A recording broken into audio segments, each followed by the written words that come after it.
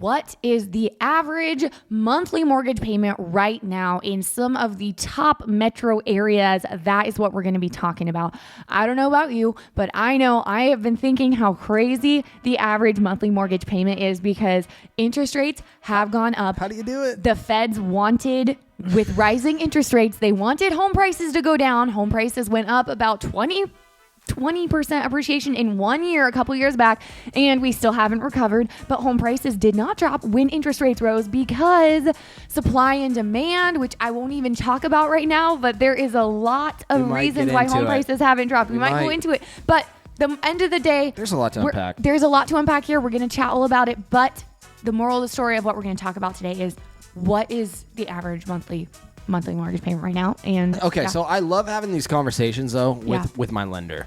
Yeah, I'm like, dude, what are people doing? Like, what is the average sales price, or what's the average mortgage in our area that you're seeing your clients closing with? You know, those type of figures. And he gives me these numbers, and I'm like, dude, I mean, am I living under a rock? Am I crazy?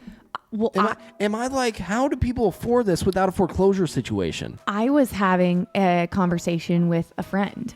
Actually, I had the same conversation with like two friends not too long ago. Both were saying something along the lines of, you know, I've been looking into rentals and I just cannot justify paying $2,000 a month rent. That's what it seems like everything at least is going to be. Maybe I should look into buying. And I'm thinking, I support homeownership. I think there's more often than not, it is a good idea to buy if you can afford it. However, if you are looking for a mortgage payment that is lower than that, it's going to be really tough because we all know average home prices gone up a lot on top of interest rates. We're really not seeing, like we used to be able to say as realtors, you know, if whatever your rent is, we might be able to find you a house like lower of your mortgage payment. We're really not seeing a lot of that. And again, I always say, like, I believe in homeownership so much because I've seen how it has affected my life so much, and so many of my clients, I've gotten to view that over the long term. And so I really believe in it and think it's like such a good idea. Yeah. Even if your payment's a little higher. However, you're not going to be saving a lot of money from it. But here's the reality in the hardships with home ownership, especially being that first-time home buyer or that person renting a home and wanting to purchase and then expecting your rental rate to match your mortgage rate.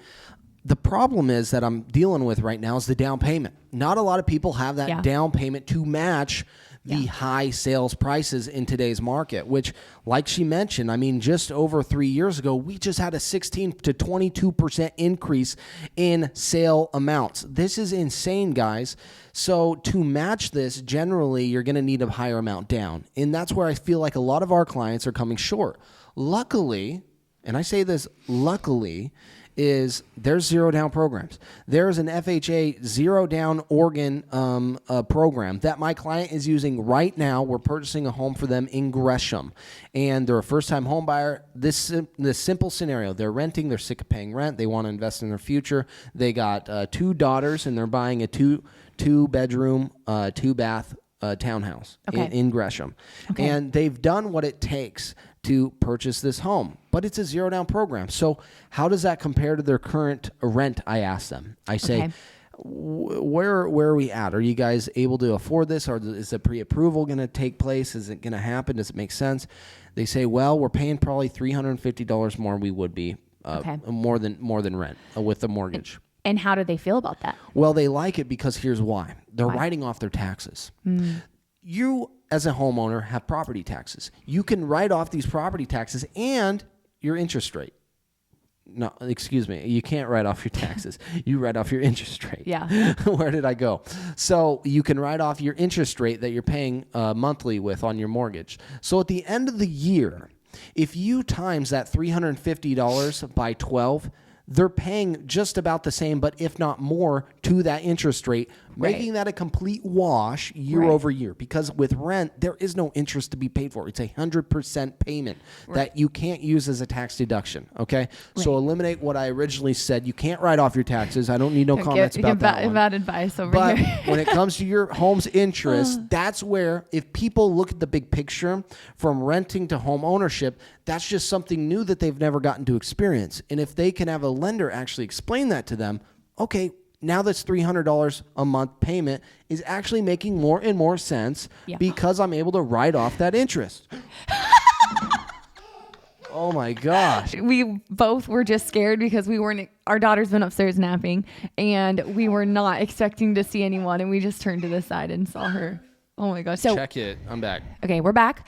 So according to an article on realtor.com, using the 7.37% mortgage rate for a 30-year fixed mortgage reported last week, together with a 20% down payment, the monthly payment for a buyer looking for an average U.S. home has now doubled since before the pandemic, growing from just under $1,200 in the summer of 2019 to $2,430 in July of 2023. And let's just to put these into perspective, this is national. So I know if I'm looking back to, summer 2019, for our area, $1,200 seems low. But that just means that $2,400 sounds low for our area too, for an average monthly mortgage, which is crazy. But it's here's crazy. the deal, dude. Remember, guys, that's 20% down. 20% down on the average sales price in a home in our area, $430,000. Let's just keep it minimal. 4 times 2. What is that? That's 16. That's $160,000 down. Most people don't do that. And that's at a $400,000 house. Yeah, and there's not many homes. 400 is like lower than the first time buyer range in our area. There's not a lot of homes at $400,000 here for sale that are move-in ready. And so that's going to keep your mortgage rate at roughly, that $2,600 a month figure. So when I revert to talking to my local lender, and I advise you guys to do the same if you're viewing this and you're out of state, because every area is different. Is say, hey, what's the average, mortgage rate? And then if you're trying to stay within a mortgage rate, you have to rely and reply to your lender and tell them this. Their job is to tell you, okay, this is how much down you're going to need. Whether you currently own an investment, you're going to put that money down on your next future property, or you need to save to put down on the next property. It's up to you. But that is the big key factors, I think, in this real estate market. And that's what's making it really tricky, though, for people that already own homes to resale. I mean, are we going to talk anything about where today's national or the average homeowner's interest rate's at? Not interest rate, but we're going to talk about what a handful of U.S. metros, what we're seeing right now. According to realtor.com, in Fort Wayne, Indiana, where starter homes cost almost $900 more per month now compared with 2019.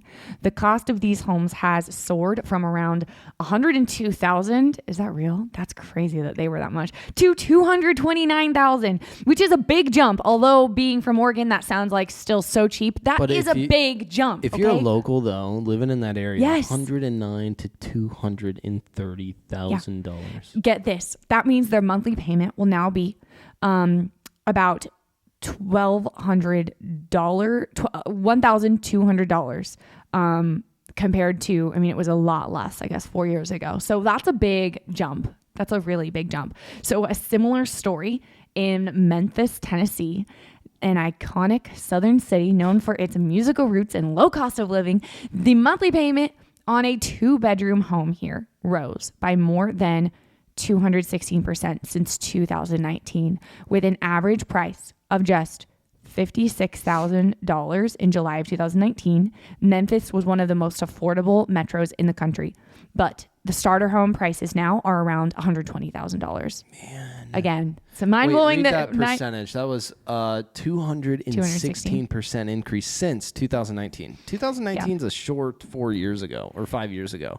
Yeah. That's insane, guys. And so if we're reflecting as to like the market back in even the early 2000s, we're literally in a whole new world. And that's kind of one of the things when I talk about for sale by owners and dealing with for sale by owners, people saying, yeah, I've sold my home before in the past. It's a completely different world. It's a different animal. It's different. And I mean, the fact of the matter is you're probably losing on tens of thousands of dollars at times just because you're unaware of how the market's operating around you. So if you're needing a real estate professional, let us give you our professional opinion. We're happy to tell you, get back to you that same day. In the description below is where you can contact us. Okay, so next, this is Oregon. So this is where we are currently located. Okay, so the average home price in Oregon is currently $468,900, wow. just shy of $470,000.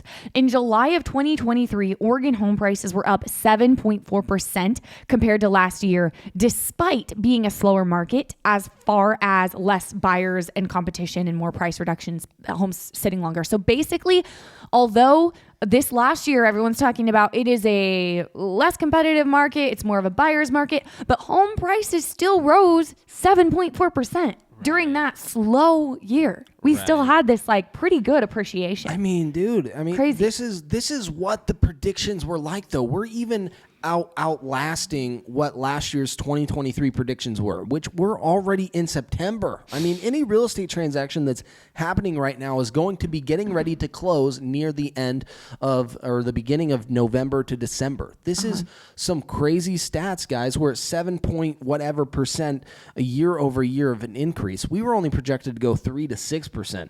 Yeah. And I mean, the fact that we're outstanding that in these unprecedented times is rather odd.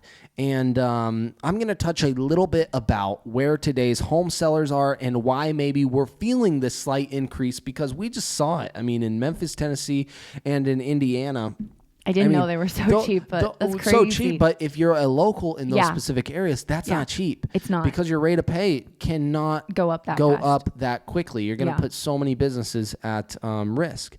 Yeah. Why is inventory so low? Well, here's a simple answer. The majority of homeowners think of their current interest rates. I think they're like at a 60% ratio of being under 4 or less percent on their mortgage. Yeah. That's insane. Why would somebody trade a 4% mortgage for a 7.35% mortgage? Well, home prices this whole time have still gone up. So they're basically getting like a worse home for the same price in a sense, and a higher payment. The only way that makes reason impossible is if you're selling, you got such high equity, it doesn't matter, and you're moving out of state, or just the perfect home came up for you right now. Yes. And that's completely understandable. Yes. So now let's put this into perspective. What? Over 30% of Americans have an interest rate below 3%. 30%. That's insane. If you look at that statistic below 3%, like that is unheard of. That is never been that low before, and probably never will be again. So I was listening to this video, this guy saying, well, here's the deal. The feds basically put a death pill on the majority of homeowners, and here's what that pill is. Stagnant. It's going to remain stagnant. The pill is the interest rate. We all took that interest rate. One of us, we probably refinanced at one point. One of us, we probably purchased at one point during these historically low interest rate periods. The death pill is your interest rate. Yeah. Death pill is not for you personally. You have gain. But the death pill is the real estate market itself. Because in order to resell, it's going to take something that is worth selling for. We all have equity for the most part. Or it's going to be you transitioning out of state and you going on and separating and just living basically a different life elsewhere. Yeah. And now we don't even talk about the fact that people own their homes outright. 40% of mortgages in America, this is a statistic that I was reading this morning, actually. That's why it's fresh in my brain. Okay. Is they own their home outright. Wow. Now, it's a lot. That's a lot of cash for one. But then ultimately, it's like they can't trade their current investment for a new investment with the 7.35% interest rate. Unless they're buying it fully outright, and those are the scenarios. Yes, those do happen. Right. And the fact that, one, so many homeowners own their home outright right now. Two, so many homeowners are extremely equity rich, just have a ton of equity in their home. They're not about to get foreclosed on. They don't have to sell. And three, a lot of people just have this super low interest rate, or reasons why we're not going to see a lot of homes come onto the market. And we are not going to see a bunch of foreclosures because, like I said, Your all of the interest rates are so equity, low, though. as well as the fact that we have really locked down. Lenders have so much stricter. It is a lot harder to get pre-qualified for a loan. This is not 2008, which is just a number of reasons why we can't compare what's happening in the housing market to like the housing market crash of 08. Like this is not at all the same thing. And we aren't claiming to know what's going to happen. We'll probably come on here soon as the new year is approaching and do a video with predictions, but we are not claiming to know what's going to happen. It's like, I'm excited to see because it's new and it's going to be news to me. No, this is some wild times. So, there are pros and cons to buying, and there are pros and cons to selling in this market though, for sure. And I mean, things are still moving. Things are still moving. That's the thing. Yeah. There's We're always still in first-time home buyers. There's always resales. There's always inheritance properties. There's, I mean, sad but true. There's always death. Yeah. People are still selling houses. We are still selling houses. People are still moving to Oregon. This is a big bulk of our business right now is out-of-state relocation clients. A lot of the people that are moving either have enough money to where interest rates aren't a problem. A lot of them are cash, or a lot of them they just don't care. Their reasoning is stronger, family issue, whatever reasoning happening, or job moving them where interest rates kind of are taking the back seat. They have to move here. Yeah.